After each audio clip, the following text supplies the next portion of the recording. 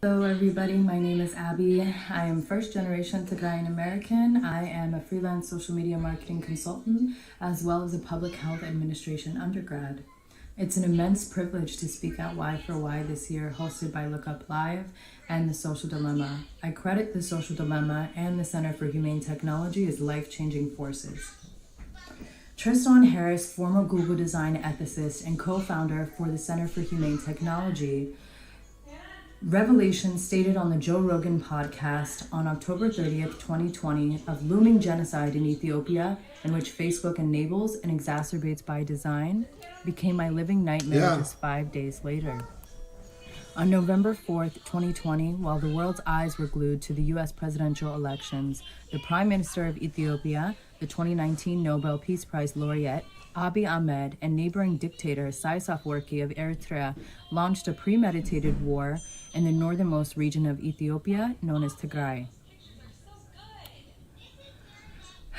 My parents' homeland, where my extended family and friends and a population of 6 million reside to this day, hopefully. In the first 2 months alone, over 60,000 Tigrayans all fled from their homes, running for their lives to the borders of Sudan to seek refuge due to drone attacks, indiscriminate shelling, and unprecedented massacres.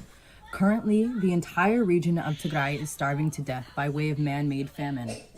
Tigrayans outside of the region of Tigray, namely in the capital of Addis Ababa and elsewhere, have succumbed to ethnic profiling, arbitrary arrests, and house raids. The entire population of Ethiopia is incentivized by the federal government to expose the whereabouts of any Tigrayan. Tigrayans are rounded up daily and sent to concentration camps. A recent Salon article published on September 25th details the concentration camp's existence and conditions, corroborated by satellite imagery as well as, in quotes, eyewitness accounts by dozens of people from 5 ethnic groups, including 11 former prisoners who were interviewed in 4 different refugee camps in eastern Sudan. To this day, there is unregulated, active military recruitment on Facebook in Ethiopia calling for the average Ethiopian citizen to go up in arms against Tigrayans, and as a result, child soldiers are used as cannon fodders. There's a colossal cesspool of extremist groups online and state-run media spewing genocidal rhetoric about Tigrayans constantly. This has resulted in villages being burnt down to the ground, ransacked, and inhabitants murdered, as well as enabling the current ongoing genocide of ethnic Tigrayans. Rampant hate speech and government propaganda has perpetuated Tigrayans as the enemy of the Ethiopian people, there and here abroad in the diaspora. While protesting in the U.S. about the ongoing genocide, pro-government Ethiopians in the U.S. have run over Tigrayans with their cars, pulled guns on peaceful protesters, and curated targeted smear campaigns at those who speak up. Frances Haugen, Facebook whistleblower, recently stated, in quotes, "My fear is that without action, divisive and extremist behaviors we are seeing today are only the beginning. What we saw in Myanmar and are now seeing in Ethiopia are only the opening chapters of a story so terrifying no one wants to read the end of it." The U.S. Senior Study Group on Peace and Security in the Red Sea Arena final report and recommendations released on October 29, 2020 states, in quotes, "The fragmentation of Ethiopia would be the largest state collapse in modern history.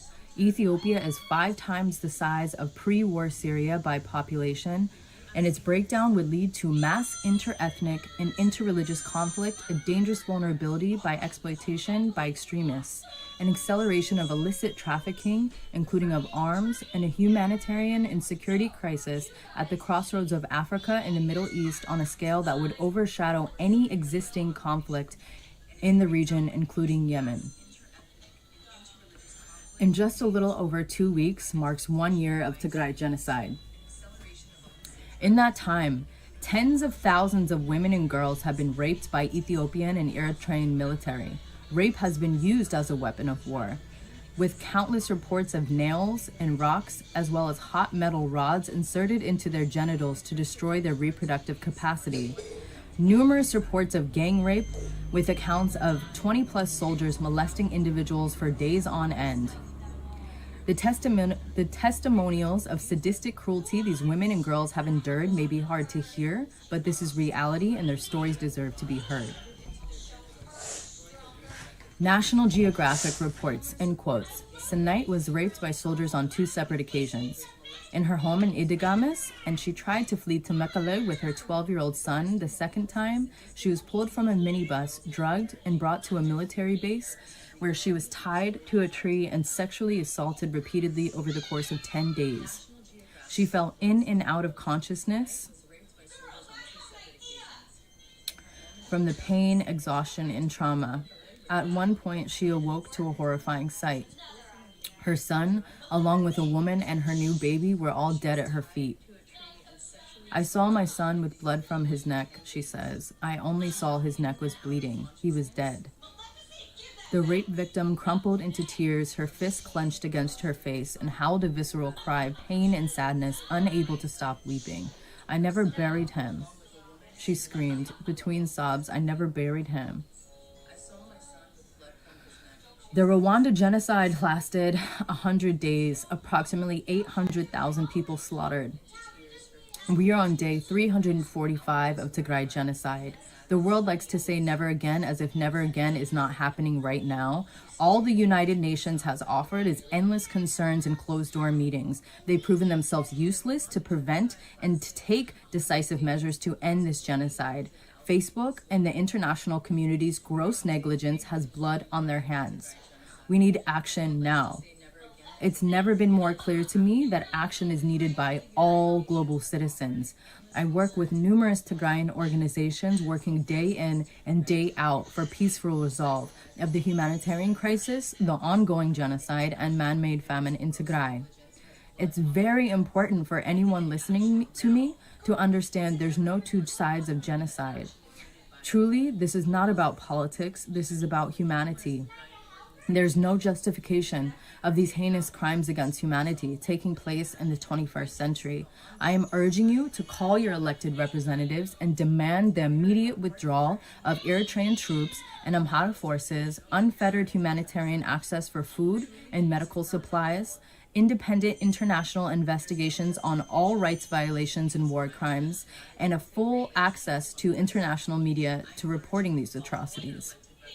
Join the movement to protect human life and amplify Tigrayan voices by following omnotigray.org, shtethiopia.org, tigrayactioncommittee.org, and hpn4tigray.org for more information and ways to get involved. Tigray cannot wait any longer. We need your help.